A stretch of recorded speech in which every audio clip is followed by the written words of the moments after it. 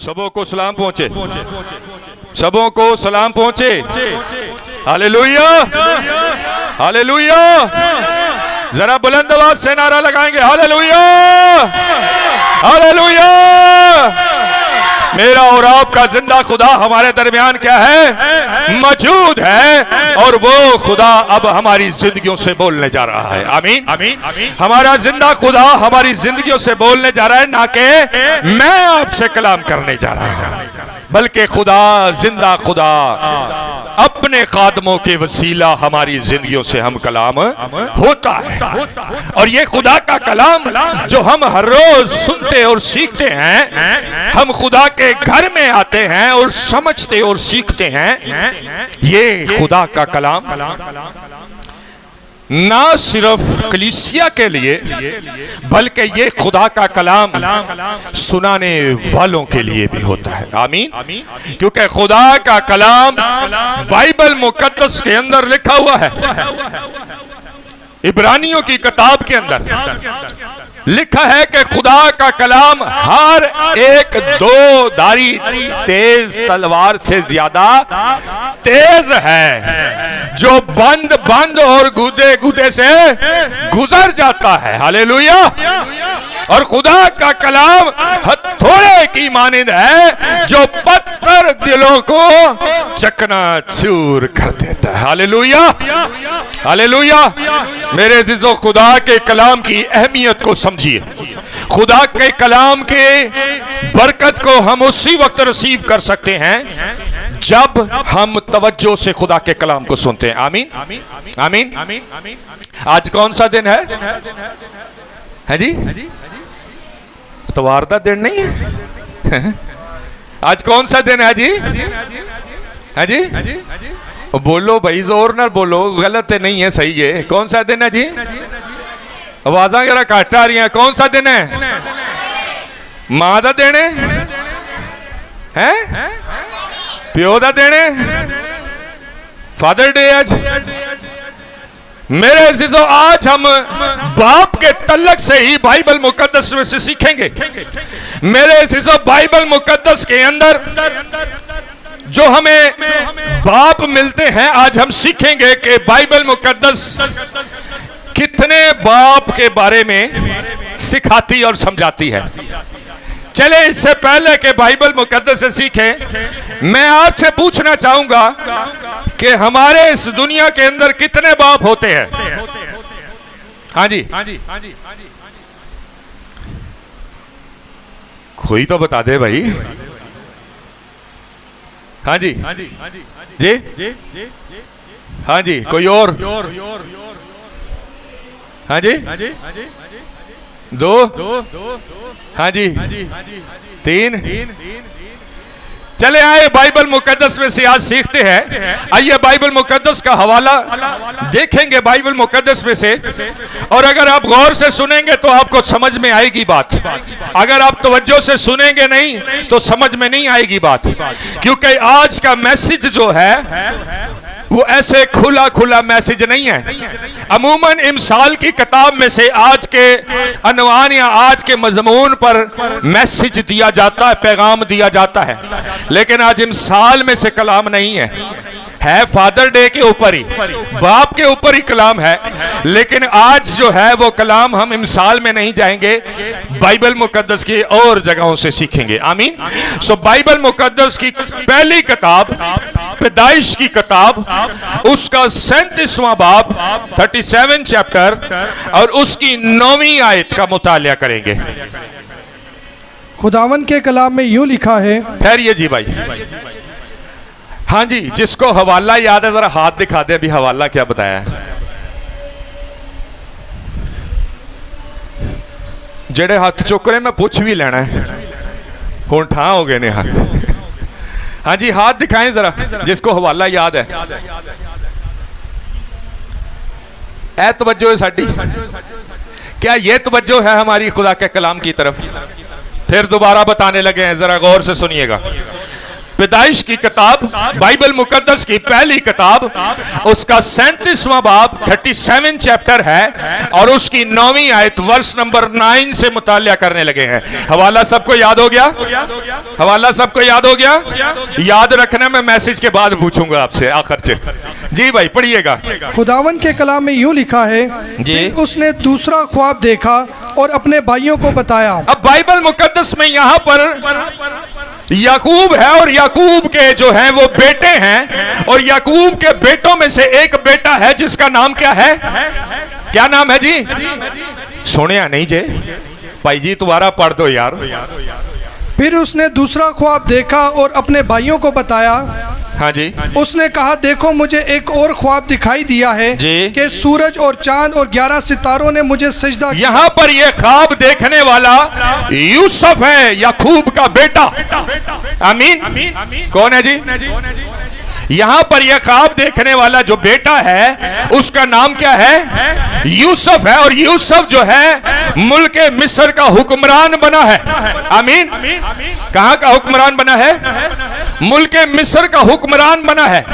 और ये जो यहां पर यूसुफ है, इसने एक ख्वाब देखा है। और वो ख्वाब क्या देखा है? पढ़िए भाई। और एक ख्वाब दिखाई दिया कि सूरज और चांद और 11 सितारों। एक ख्वाब देखा है उसने, उसके अंदर देखा उसने कि सूरज है और फिर क्या है? चांद है। क्या है जी? सूरज को देखा और फिर उसने किसको देखा? चांद को देखा। और तीसरी चीज भी उसने कोई देखी है। वो क्या देखी? पढ़िएगा। और 11 सितारों ने मुझे सजदा किया। इको कम कर दें। हाँ जी। और 11 सितारों ने मुझे सजदा किया। और क्या देखा उसने? सूरज देखा, चांद देखा, और क्या देखे? 11 सितारे देखे हैं। आमीन। और उसने क्या देखा कि सूरज भी और चांद भी और ये 11 सितारे भी मुझे क्या कर रहे हैं? झुक कर क्या करते हैं? झुक कर क्या करते हैं? झुक कर सजदा कर रहे हैं। और ये ख्वाब जब उसने अपने बाप से, अपने भाइयों से शेयर किया तो क्या हुआ? पढ़िएगा। और उसने इसे अपने बाप और भाइयों दोनों को बताया। तब उसके बाप ने उसे डांटा और कहा कि ये ख्वाब क्या है? उसने अपने बाप को यह ख्वाब बताया कि ए अब्बा, ए बाप, मैंने एक ख्वाब देखा है। और उस ख्वाब के अंदर मैंने क्या देखा है? कि मैंने देखा कि चांद है और सूरज है और 11 सितारे हैं, वो सब मुझे झुककर सजदा करते हैं। तो याकूब के पास खुदा की हिकमत है, याकूब के पास खुदा की वो दी हुई सलाहियत है कि वो ख्वाबों को जान सकता है, ख्वाबों के मतलब को समझ सकता है। लेकिन यूसुफ के पास अभी ये ताबीर करने की बरकत नहीं मौजूद थी, जिसके बाइस यूसुफ को यह बात समझ में ना आई और उसने अपने बाप याकूब को बताई। और जिस वक्त उसने याकूब को बताई तो याकूब ने कहा, क्या कहा? उसने कहा ये सूरज तो मैं हूं। याकूब क्या कहता है? ये सूरज तो मैं हूं और ये चांद जो है ये क्या है? तेरी मां है। और ये जो तूने 11 सितारे देखे हैं ये 11 तेरे भाई हैं। क्या सचमुच ऐसा होगा कि मैं और तेरी मां और तेरे 11 भाई जो तुझसे उम्र में बड़े हैं, क्या हम तुझे झुक कर सजदा करेंगे? कैसी अजीब बात है जी। भाई पढ़िएगा। तब उसके बाप ने उसे डांटा और कहा कि ये ख्वाब क्या है जो तूने देखा है? उसने कहा ये ख्वाब कैसा है? ये वैसा अजीब सा ख्वाब है। ये कैसी अजीब सी बात करता है तू? है ना अजीब बात? है कि नहीं अजीब बात? मेरे अजीजों ये बड़ी मुश्किल बात है, बड़ा मुश्किल काम है कि जो बेटा बातन से पैदा हुआ हो, जो बेटा जिस्म से पैदा हुआ हो, माँ बाप उसे झुककर सजदा कर रहे हो। क्या ये मुमकिन है? क्या ये मुमकिन है? क्या ख्याल है जी? मुमकिन है क्या ये? है जी? इधर जी मेरी तरफ देखें। क्या ये मुमकिन है? क्या ये मुमकिन है कि एक बेटा, आप जैसे वालिदैन हैं, वो आपके यहाँ बेटा पैदा हुआ और आप अपने बेटे को झुककर सजदा कर रहे हो? क्या ये बात मुमकिन है? क्या ये बात ठीक है? लेकिन बाइबल मुकद्दस के मुताबिक यूसुफ ने यह ख्वाब देखा है। मेरे अजीजों, यूसुफ खुदा का क्या है? यूसुफ खुदा का क्या है? चुना हुआ है। हालेलुया। यूसुफ खुदा का चुना हुआ बरगजीदा बंदा है और यूसुफ को खुदा ने बुजुर्गी दे रखी है। हालेलुया। यूसुफ को खुदा ने बुजुर्गी दे रखी है और मेरे अजीजों यूसुफ को खुदा ने बुजुर्ग ठहराया है। और बुजुर्ग ना सिर्फ भाइयों के लिए ठहराया है बल्कि उसके वालिदैन के लिए भी उसको बुजुर्ग ठहराया है। मेरे अजीजों बाइबल मुकद्दस के अंदर खुदा अपने चुनीदा को, अपने चुने हुए को बुजुर्ग ठहराता है। हालेलुया। खुदा अपने चुने हुए को, चुने हुए वसीला को, चुने हुए बंदा को, खादम को बुजुर्ग ठहराता है। हालेलुया। बाइबल मुकद्दस में लिखा है जब यूसुफ को यह ख्वाब आया तो उसकी उम्र महज 17 साल थी। कितनी जी? कितनी थी? 17 साल। जब मेरी उम्र 17 साल थी मैं किसी फैमिली में गया बदरू केस करने। हाँ जी, जब मेरी उम्र 17 साल थी तो मैं किसी फैमिली में गया बदरू केस करें तो जिदे च बदरू सी वो कहने लगे पादरी साहब बदरू ते तो तुसी हाजिर करन लगे हो, संभाल लोगे? संभाल। 17 साल की उम्र क्या उम्र होती है? 17 साल की उम्र के अंदर हले तो मुछा भी सही नहीं आई होंदियां। यूसुफ की उम्र 17 साल है और यूसुफ की उम्र जो 17 साल है, 17 साल की उम्र में उसको बुजुर्ग ठहराया है। क्या कोई शख्स 17 साल की उम्र में बुजुर्ग हो सकता है? आज हम बुजुर्ग उसको मानते हैं जिसकी बड़ी बड़ी दाढ़ी और चिट्टी दाढ़ी होवे, चिट्टे वाल हो, 50-60 साल का होवे, वही हमारे लिए क्या होता है? मेरे अजीजों मैं जानता हूं एक ऐसे बच्चे को जो अभी पैदा नहीं हुआ, अभी बच्चा पैदा भी नहीं हुआ और उसके लिए फरिश्ता कहता है कि वो क्या होगा? वो बुजुर्ग होगा। हालेलुया। हालेलुया। ये खुदा के कलाम की तालीम कैसी अजीब तालीम है कि नहीं है? एक बच्चा जो अभी पैदा नहीं हुआ, इस दुनिया में नहीं आया, उसके बारे में लिखा है फरिश्ता कहता है कि वो क्या होगा? वो बुजुर्ग होगा। हालेलुया। हालेलुया। और जब वो बच्चा पैदा होता है, जब वो बच्चा पैदा होता है तो उसके पैदा होने के टाइम पर ही मजूसी आते हैं। तो मजूसियां की कीता है? की कीता है? बच्चा चरनी दे वेचे तो मजूसी की कर देने? वो अपने इल्म के माहिर हैं, वो बड़ी उम्रों के हैं। हालेलुया। मेरे अजीजों बाइबल मुकद्दस उस बच्चे को जो अभी पैदा नहीं होता उसे बुजुर्ग ठहराती है, तो जो यूसुफ 17 साल का उसे बुजुर्ग क्यों नहीं ठहरा सकती? हालेलुया। हालेलुया। मेरे अजीजों खुदा अपने चुनीदा को, अपने बरगजीदा को आज के दौर में भी रखता है। हालेलुया।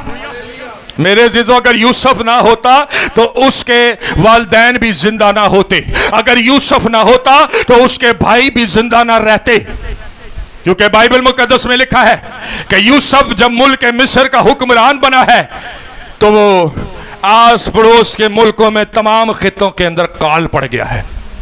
काल पड़ गया है। मेरे अजीजों आप सोच रहे होंगे आज तो फादर डे का मैसेज है, यूसुफ की गल कितने हो रही है? आपको इसके अंदर से बात समझने को मिलेगी, गौर से सुनिएगा। बाइबल मुकद्दस में लिखा है तमाम खित्ते के अंदर क्या है? काल पड़ा है, लेकिन यूसुफ को खुदा ने ये चुनीदा बनाकर मुकर्रर किया है कि वो मिस्र का हुक्मरान है और उसने अफराद के साथ अनाज जमा कर रखा है और उसके भाइयों के पास खाने को रोटी, उसके वालिदैन के पास खाने को रोटी। खुदा अपने चुनीदा को इस्तेमाल करता है ताकि उनकी भूख को मिटा सके। मेरे अजीजों बात यह है कि खुदा ने जैसे यूसुफ को उस दौर के अंदर अपना चुनीदा, अपना चुना हुआ वसीला बनाया और बुजुर्ग ठहराया, आज खुदा अपनी कलीसियाओं के अंदर, अपने गिरजाघरों के अंदर लोगों के लिए, जिंदगियों के लिए इनको वसीला ठहराता है। हालेलुया। इनको वसीला बनाता है। हालेलुया। हालेलुया। और मेरे अजीजों ये जो यहां पर बैठते हैं ये क्या है? बुजुर्ग हैं। हालेलुया। क्या है? बुजुर्ग हैं। कई बार ऐसा होता है मेरी माँ की उम्र वाली होंदियां ने, मैं उन्होंने सिर ते भी प्यार दे देना। कैसी अजीब बात है। क्या ये बनता है या नहीं बनता? बनता है नहीं बनता? ये बनता है क्योंकि आपको खुदा ने जो खिदमत गुजार हैं, खुदा ने बुजुर्ग मुकर्रर किया है कलीसिया पर। Hallelujah, hallelujah. और ये उम्रों से नहीं मिलता, ये उम्रों से नहीं बना जाता, ये खुदा के फजल से बना जाता है। हालेलुया। खुदा के रहम से बना जाता है, खुदा की बरकत से बना जाता है। और मेरे अजीजों, बाइबल मुकद्दस में लिखा है, जब तुम में कलीसिया में कोई बीमार हो तो क्या करो? कलीसिया के ते फिर बुजुर्गों को बुलाते हो अपने घर? बोलो भाई, बुलाते कि नहीं बुलाते? बुलाते कि नहीं बुलाते? उम्र किनियां होंदियां ने तुहाडी उम्र तो के शाजो नाजर वो दौर गुजर गया जदों वडेरे वडेरे खादम होंदे हुंदा सा। आज खुदा जवानों को अपनी खिदमत के लिए चुन रहा है। Hallelujah, hallelujah. और जवानों को कम उम्री के अंदर बुजुर्गी देकर इस्तेमाल कर रहा है। हालेलुया। बुजुर्गी देकर इस्तेमाल करता है, और बुजुर्गी देकर जब वो इस्तेमाल करता है तो कलीसिया के उनको अंदर हमारा रूहानी बाप ठहराता है। हालेलुया। हमारा रूहानी। आज का दिन कौन सा है? हाँ जी, आज का दिन कौन सा है? कलीसिया के अंदर मौजूद पासबान क्या है? रूहानी तौर पर हमारे क्या है? बाप है। और बाप की हैसियत देने वाला कौन है? कौन है? यूसुफ को उसके वालिदैन के ऊपर उसका बाप ठहरा दिया। एक घर के अंदर बाप होता है तो बच्चे होते हैं। आमीन। बच्चे होते हैं तो बाप क्या करता है? उनके खाने पीने का इंतजाम करता है। यूसुफ ने अपने वालिदैन के लिए, अपने बड़े भाइयों और बहन के लिए क्या किया? खाने पीने का। खुदा ने उसे क्या बनाया? खुदा ने उसे बुजुर्ग बनाया और बाप की जगह रखकर इस्तेमाल किया। Hallelujah, hallelujah. और मेरे अजीजों, उस मुल्क में, जिस मुल्क में वो है, वहां पर भी उनके लिए यूसुफ को चुना हुआ वसीला बनाकर इस्तेमाल किया गया। आज कलीसिया के अंदर आपके रूहानी बाप जो होते हैं, आपके जो खादम होते हैं, जिन्हें खुदा बुजुर्ग ठहराता है, बाइबल मुकद्दस में लिखा है कि खादम, आपके पासबान दो चंद इज्जत के लायक समझे जाएं। दो चंद इज्जत के लायक का क्या मतलब है? इसका मतलब यह है कि जितनी आपकी जिस्मानी बाप की आपकी नजर में इज्जत है, उससे दुगनी आपके रूहानी बाप की इज्जत बाइबल मुकद्दस बताती कि है। Hallelujah, hallelujah, hallelujah. लेकिन मेरे अजीजों, ये बुजुर्गी ऐसे नहीं मिलती है। ये बुजुर्गी, ये बाप होना ऐसे नहीं मिलता। जरा गौर फरमाएं कि यूसुफ को क्या किया गया है? उसके भाइयों ने कुएं के अंदर छुटिया कि नहीं छुटिया? किस किसने कुआं देखा है? जरा हाथ दिखाएं।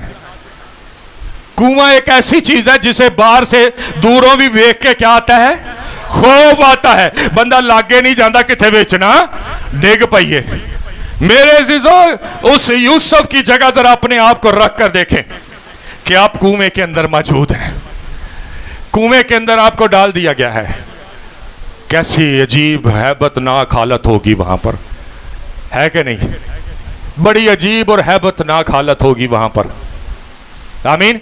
लेकिन मेरे अजीजों, जो कोई खुदा का चुना हुआ है, जरा गौर से सुनिएगा, खादमों के लिए भी ये बात, जो कोई खुदा का चुना हुआ है, खुदा का चुना हुआ वसीला है, जिसे खुदा बुजुर्ग बनाने वाला है, जिसे बुजुर्गी देने वाला है, जरूर है कि उसको कुएं में उतरना पड़ेगा।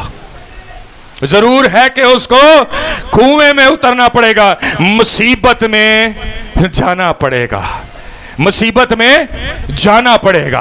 और मेरे अजीजों, ये मुसीबत क्या है? जरा गौर फरमाएं। यूसुफ का कहीं पर नहीं लिखा गया जब उसको कुएं में डाला गया तो उसने कहा मुझे बाहर निकालो, मुझे कहां फेंक दिया है, मुझे मेरे भाइयों बाहर निकालो, मैं मर जाऊंगा। कहीं बाइबल में नहीं लिखा। वो खामोश है। वो क्या है? खामोश है। और वो खामोश है और वो बोलता नहीं है। आज भी मेरे अजीजों, उसके यूसुफ के अपने थे जिन्होंने उसे, आज भी खादमों के अपने होते हैं जो खादमों को क्या करते हैं, क्या करते हैं? बोलो भाई, क्या करते हैं? है जी, बोले खादमों के अपने होते हैं जेड़े किथे सुट देने, और वो कुआं जो है वो मुसीबत है, वो बेइज्जती है, वो बेइज्जती है, वो जिल्लत है जो अपनों से आज आपको, आपके खादमों को मिलती है। लेकिन खादम क्या है? यूसुफ क्या है? खादम आपके रूहानी बाप क्या है? और देख रहे हैं आप क्या कर रहे हैं, देख रहे हैं आप क्या कर रहे हैं। और फिर क्या होता है? उसके अपनों ने उसे कुएं से, बोलो भाई, काट लिया कि नहीं? उसके अपनों भाइयों ने उसे कुएं से नहीं निकाला, लेकिन किसी मतलब के गर्ज से, किसी मतलब से निकाला है। जब हमें हमारे रूहानी बाप से मतलब होता है, ओहो पास्टर साहब किथे दे तुसी, घर ही नहीं आंदे तुसी ते, तुसी साडी गल ही नहीं सुनदे हैं जी, तुसी साडे घर आए हो, असीं तां तुहाडे वास्ते ना इंज करना ते उंज करना ते ये करना ते वो करना। उसमें भी क्या है? उसमें भी क्या है? बोले जी, अपना मतलब है। उसके भाइयों ने कहा, ओहो इनू खूच ठेठ देता है, इहदे नाल ते काम नहीं बनना, इनू बाहर कड्डो। मिस्र जाने वाले सौदागर आ रहे हैं, उनके हाथ इसको बेचते हैं तो क्या मिलेगा? पैसा मिलेगा। अपना मतलब पूरा कर रहे हैं, अपना मतलब पूरा कर रहे हैं। अपने रूहानी बाप को भी हम छोड़ते नहीं हैं अपना मतलब पूरा करने के लिए। वहां जहां हमने जलील किया होता है, वहां जहां हमने बेइज्जत किया होता है, वहां जहां हमने इज्जत नहीं दी होती, वहां जहां हमने कुएं के अंदर फेंका होता है, वहां से भी निकालते हैं तो अपने मतलब के लिए। उसके भाइयों को कर्ज है कि जब जब बेचेंगे तो पैसे मिलेंगे। यूसुफ को बेचा तो 30 रुपए उनको मिले। कितने जी? कितने मिले? बड़ी रकम है भाई, उन्होंने 2 प्लाट खरीद लिए होने ने कि नहीं? उन्होंने 2 प्लाट खरीद लिए होंगे। मेरे अजीजों, शागिर्दों ने भी अपने रूहानी बाप, अपने उस्ताद को यानी यीशु मसीह को यहूदा अस्करियोती ने, है जी, पैसों के इवज कितनों में, कितने? 30 सिक्कों के अंदर उसको बेच दिया। मेरे अजीजों, याद रखें कि खादम खामोश है, आपका रूहानी बाप खामोश है। वो आपको बारहा समझाता और बहुत कुछ बताता और कहता है, लेकिन जब आप बात नहीं सुनते तो फिर वो खामोश है, वो आपसे जिरा नहीं करता। मेरे अजीजों, आपका रूहानी बाप कौन है? कलीसिया का खादम। कलीसिया के अंदर ठहराए हुए बुजुर्ग क्या हैं? आपके बाप, रूहानी बाप की हैसियत रखते हैं। हमने कितने? 3 बाप आज बाइबल मुकद्दस में देखने हैं। पहला बाप हमारा कौन है जी? पहला बाप कौन होता है? जिससे हम पैदा होते हैं, वो हमारा क्या है? जिस्मानी बाप है। आमीन। और जिस्मानी बाप के लिए ये बात लिखी है कि अगर कोई अपने बाप और माँ की इज्जत करेगा, और इज्जत का मतलब क्या है? इज्जत ये नहीं होती अब्बा मैं तेरी बड़ी इज्जत करना, अब्बा मैं तेरी बड़ी इज्जत करना, रट्टा लाई रखना, नहीं नहीं। इज्जत का मतलब यह होता है कि अपने बाप की बात मानना, सुनना, काहे में रहना, उसके कहे में रहना, उसकी बात सुनकर जिंदगी गुजारना और डिसीजन और फैसले करना। जब कोई अपने वालिदैन की बात नहीं सुनता तो वो उसकी इज्जत नहीं करता। जो कोई अपने बाप, जिस्मानी बाप की इज्जत करता है, वो उसकी बात भी सुनता और उसके साथ उसके लिए वादा है। आज बहुत सारे लोग नौजवानी की हालत में मर जाते हैं, हादसे में मर जाते हैं, एक्सीडेंट में मर जाते हैं, किसी बीमारी से मर जाते हैं। इसलिए क्योंकि उसने अपने वालिदैन की इज्जत और रिस्पेक्ट नहीं की होती। बाइबल मुकद्दस में लिखा है कि जो कोई अपने बाप और मां की इज्जत करेगा उसकी उम्र क्या होगी? दराज होगी, उसकी उम्र पूरी होगी, वो पूरी उम्र करके इस जहाने फानी से कूच करेगा। Hallelujah, hallelujah. मेरे अज़ीज़ों, अगर हम वालिदैन की, अपने बाप की इज्जत करते हैं, जिस्मानी बाप की इज्जत करते हैं, तो फिर बाइबल कहती है कि हमारी उम्र क्या होगी? दराज होगी, पूरी होगी। Hallelujah, hallelujah. तीसरा जो बाप है बाइबल मुकद्दस में, वो हमारा आसमानी बाप है। वो कहता है अगर मैं बाप हूं तो मेरी इज्जत कहां, और अगर मैं आका हूं तो मेरा खौफ कहां। वो हमारा क्या है? आसमानी बाप। हम कहते ना, ऐ हमारे बाप तू जो आसमान पर है। ते आसमान ते ही रहन देने, उत्थे ही रखने हैं कि थल्ले भी आन देने हैं जी? घरां च भी अपने आन देने कि जिंदगी च भी आन देने हैं? हमारा आसमानी बाप कौन है? यीशु मसीह। Hallelujah, hallelujah. वो कहता है अगर मैं बाप हूं तो मेरी इज्जत कहां। और फिर बाइबल मुकद्दस में लिखा है अगर कोई मुझसे मोहब्बत रखता है, अगर कोई मुझसे मोहब्बत, खुदा कह रहा है, आसमानी बाप कह रहा है, अगर कोई मुझसे मोहब्बत रखता है तो वो मेरे हुक्मों पर क्या करता है? अमल करता है, मेरी बातों पर अमल करता है। अगर आज हम उसे अपना रूहानी बाप मानते हैं तो फिर हमने उसके कलाम पर क्या करना है? उसकी बातों पर क्या करना है? उसकी बातें ये कलाम है। Hallelujah, hallelujah. एवें बंदा कहे जाए अब्बा मैं तेरी इज्जत करना, अब्बा मैं तेरे ना मोहब्बत करना, तो जे गल ही ना सुने तो क्या मोहब्बत और इज्जत है? नहीं है। खुदा कहता है अगर कोई मुझसे मोहब्बत रखता है तो वो मेरे हुक्मों पर अमल करता है। अगर कोई बाप की इज्जत करता है तो उसकी बातों का ख्याल करता है। मेरे अज़ीज़ों, आज हम दुनिया के अंदर, ये बाइबल कहती है कि झूठ मत बोले। खुदा के हुक्म क्या कहता है? झूठ मत बोले। हम बोल रहे हैं कि नहीं बोल रहे? खुदा का कलाम कहता है कि धोखाधड़ी ना करें, तो हम क्या कर रहे हैं? करते हैं कि नहीं करते? खुदा का कलाम कहता है कि अपने आप को पाक रखो। हम अपनी आंखों को, अपने दिल को, अपने दिमाग को नापाक करते हैं। करते हैं कि नहीं करते? हम उल्टे सीधे कामों के अंदर मुलव्विस रहते हैं। और अभी ईद भी आने वाली है ना? अभी ईद भी आने वाली है। और फिर है जी, मजेदार होता है जी, मजेदार होता है। वो कहता है अगर मैं बाप हूं तो मेरी इज्जत कहां, और अगर मुझसे कोई मोहब्बत रखता तो मेरे हुक्मों पर भी अमल करता है। तो उसका हुक्म यह है कि असा, ओके, ठीक है। मैं आपको बताऊं, रूहानी बाप की अब बात आ रही है। रूहानी बाप हमें सिखाता है कि यह काम करना ठीक है और यह काम करना ठीक नहीं है। मैंने एक शख्स से कहा कि ऐद की ना तुसा ए काम नहीं करना। मेरी बात समझ रहे हैं ना?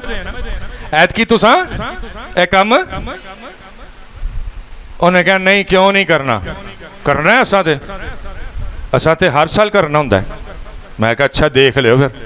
कहते नहीं करना है, वादू का जो होंदा है हिसाब का। अच्छा, मैं कहा ठीक है। फिर वो दिन आया, वेला आया, तो फिर उन्हें कीता वो काम।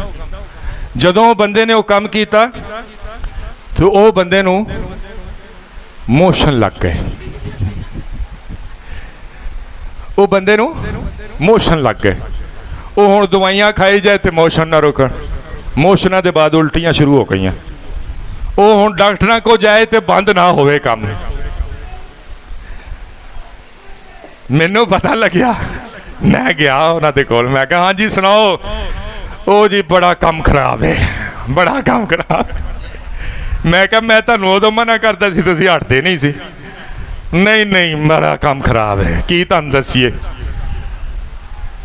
मैं कहा फिर देख लो काम ठीक हो जाएगा कहते अच्छा किस तरह मैं कहा गल मान लो कहते पक्की गल है मैं कहा हाँ जी बिल्कुल पक्की गल होनी चेक कर लो बोला ठीक है अज दे बाद ये काम किया बड़ी ना उन्होंने गंदी गल की सी कहते जी अज दे बाद जे खादा तो फिर गूं ही खादा पंजाबी बंदा तो इस तरह नहीं होंदा ना मैं कहा बस बस इत्थे ही होने शफा जारी यसू दे नाच ਉਹ ਵੇਲਾ ਤੇ ਅੱਜ ਦਾ ਵੇਲਾ ਫਿਰ ਉਸ ਬੰਦੇ ਨੇ ਉਹ ਕੰਮ ਨਹੀਂ ਕੀਤਾ ਤੇ ਉਹਦਾ ਇਹ ਵੀ ਸਿਸਟਮ ਠੀਕ ਹੋ ਗਿਆ ਤੇ ਸਾਰੇ ਮਸਲੇ ठीक हो गए हालेलुया हालेलुया मेरे अजीजों बाइबल मुकद्दस के अंदर अगर वो हमारा आसमानी बाप है तो हम उसकी बातों पर अमल भी करेंगे हालेलुया करोगे कि नहीं करोगे भाई हम उसकी बातों पर अमल करेंगे और ना सिर्फ आसमानी बाप की इज्जत करेंगे बल्कि जिस्मानी बाप की भी इज्जत करेंगे और जिस्मानी बाप के साथ साथ रूहानी बाप की भी दो चंद अपने जिस्मानी बाप से ज्यादा इज्जत करेंगे। और मेरे अजीजों ये सब करने से क्या होगा ये सब करने से क्या होगा मेरे अजीजों अगर हम आज फादर डे मनाते हैं आज हम फादर डे को मान रहे हैं तो बाइबल मुकद्दस में खुदा कहता है कि मेरे अंदर तुम्हारी बदकिरदारी के साथ ईदों की और तुम्हारी जियाफतों की बर्दाश्त नहीं है। वो चाहता है कि अगर हम जियाफतें करें वो चाहता है हम इवेंट्स मनाएं आप चाहते हैं अगर हम इवेंट्स को माने या मान कर मनाएं तो मेरे अजीजों फिर हमें अपने आप को धोकर पाक करना होगा हमें अपने आप को बदकिरदारी से निकालना होगा अपने आप को साफ करना होगा। जब हम साफ कर लेंगे तो फिर उस वक्त वो कहता है कि अगर तुम बदकिरदारी के साथ तुम अपने किरदार को साफ नहीं करते ठीक नहीं करते उल्टी सीधी हरकतें और काम करते हो तो फिर मेरे अंदर इसकी बर्दाश्त नहीं है। मुझे तुम्हारे फादर डे से मुझे तुम्हारे मदर डे से मुझे तुम्हारी ईदा तो क्रिसमस तो ईद क़यामत अल मसीह तो कहता है कि मुझे इन सब से नफरत और कराहियत है नफरत और कराहियत है मुझे में इसकी बर्दाश्त नहीं है। मेरे अजीजों हमारा आसमानी बाप चाहता है कि जैसे हम अपने जिस्मानी बाप की बात मानते और सुनते हैं वैसे ही हम अपने आसमानी बाप की बातों पर क्या करें अमल करें। और उसने अपनी जगह पर अपने खदाम को ठहराया है जो रूहानी तौर पर हमारे कलीसिया के अंदर रूहानी बाप होते हैं और उनकी इज्जत करें और वो वही बात सिखाते हैं जो उसने हुक्म दिया। Hallelujah hallelujah. और मेरे अजीजों अगर कोई आसमानी बाप की इज्जत करता है उसके हुक्मों पर अमल करता है जिस्मानी बाप की इज्जत करता है उसकी बात को सुनता और कहे में रहता है अपने रूहानी बाप की खिदमत करता है अपने रूहानी बाप की बात को सुनता है और उसकी बात पर अमल करता है तो फिर हमारे लिए आज फादर डे मनाना मुनासिब है। और अगर हम ये तीनों काम नहीं करते तीनों बाप जो आसमानी बाप है जिस्मानी बाप है और रूहानी बाप यानी जो कलीसिया के अंदर पासबान है अगर हम इनमें से किसी एक की भी इज्जत नहीं करते या बात नहीं मानते तो फिर फादर डे मनाने का फायदा कोई नहीं है। मेरे अजीजों बरकत उसके लिए है बरकत के दर उसके लिए खुलते हैं जो खुदा के कलाम पर क्या करता है जो खुदा के कलाम पर क्या करता है अमल करता है। Hallelujah hallelujah. मेरे अजीजों यूसुफ खुदा का चुना हुआ है और उसने बुजुर्ग बनकर दिखाया है। आज भी मेरे अजीजों आप अपने रूहानी बाप के वसीला से अपनी जिंदगी के अंदर उन चीजों को रिसीव करते हैं खोलते हैं जो आपकी जिंदगी के अंदर शायद आपको नहीं मिलनी थी जो शायद आपको मिलने में देरी थी लेकिन आपके रूहानी बाप की दुआ के वसीला से हालेलुया। जैसे यूसुफ के वसीला से उसके बहन भाइयों की जरूरत, उसके वालिदैन की जरूरत पूरी हुई, वैसे ही आपके रूहानी बाप की दुआ के वसीला से, आपके रूहानी बाप की वजह से आपकी वो जरूरतें पूरी होती हैं जो आपका जिस्मानी बाप पूरी नहीं कर सकता। जब हम कहीं फंस जाते हैं, जब हम कहीं फंसे हुए होते हैं, तो फिर क्या होता है? अपने बुजुर्गों से क्या करते हैं? दुआ करवाते हैं। आमीन। और दुआ करवाने से क्या होता है? मसले हल हो जाते हैं कि नहीं? मसले हल हो जाते हैं कि हो जाते हैं कि नहीं? हो जाते हैं ना। तो क्या आपका जिस्मानी बाप आपको ये दे सकता है? नहीं दे सकता। आपका रूहानी बाप आपको ये दे सकता है, क्योंकि खुदा ने अपने चुनीदा को, आपके रूहानी बाप को ये इख्तियार बख्शा है। जिस चीज को वो खोलेगा वो खुल जाएगी, और जिस चीज को वो बांधेगा वो बंध जाएगी। Hallelujah, hallelujah, hallelujah. मेरे अजीजों, आपके रूहानी बाप के पास अख्तियार है आपकी रूहों को भी हुक्म देने का। बड़ी अजीब बात लगी होगी आपको, लेकिन बाइबल साबित करती है। जब जनाजा होता है, जब कोई मर जाता है, जब कोई मर जाता है तो मिट्टी लेता है, और मिट्टी लेकर क्या कहता है? खाक में लौट जाए और रूह उसके पास जाए जिसे उसने। अब मैं समझता हूं कि अगर खादम, आपका रूहानी बाप, आपकी रूह को ये बात ना कहे तो शायद हो सकता है रूह को बदीर हो। रूह, वो कहता है रूह को कि रूह क्या हो? उसके पास जाए जिसे उसने। हालेलुया। आपके रूहानी बाप के पास आपकी रूहों का भी इख्तियार है। हालेलुया। ये खुदा ने दिया है, ये खुदा की तरफ से है। Hallelujah, hallelujah. आपके रूहानी बाप के पास अख्तियार है कि आपको निकाह के पाक बंधन में भी बांध सकता है। हालेलुया। बाइबल मुकद्दस में लिखा है, जिसे खुदा ने अपना रूहानी कलीसिया के अंदर बाप ठहराया है, चुनीदा को वसीला बनाया है, बुजुर्ग ठहराया है, उसे कहा कि तुम जिस चीज को जमीन पर क्या करोगे, जिस चीज को क्या करोगे, बांधोगे, वो आसमान पर बंध जाएगी। तो निकाह के पाक अक्त को आपका रूहानी बाप क्या करता है? वो जमीन पर बांधता है और आसमान पर बंध जाता है। Hallelujah, hallelujah. आपके रूहानी बाप, क्या आपका जिस्मानी बाप बांध सकता है? नहीं बांध सकता। इसलिए खुदा ने हर एक की जगह अलग अलग ठहराई है और अलग अलग इज्जत भी ठहराई है। Hallelujah, hallelujah. मेरे अजीजों, बाइबल मुकद्दस में लिखा है कि जिस चीज को ये बांधेंगे जमीन पर वो आसमान पर बंध जाएगी, और जिस चीज को जमीन पर खोलेंगे, कहते हैं बंधन खुल जाएं, जुए खुल जाएं, बंधन टूट जाएं, जुए टूट जाएं। खुलते हैं कि नहीं खुलते? टूटते हैं कि नहीं टूटते? क्योंकि आसमान पर भी वो खुल जाते हैं। हुक्म हो जाता है वहां से, खोल दो, तोड़ दो। Hallelujah, hallelujah.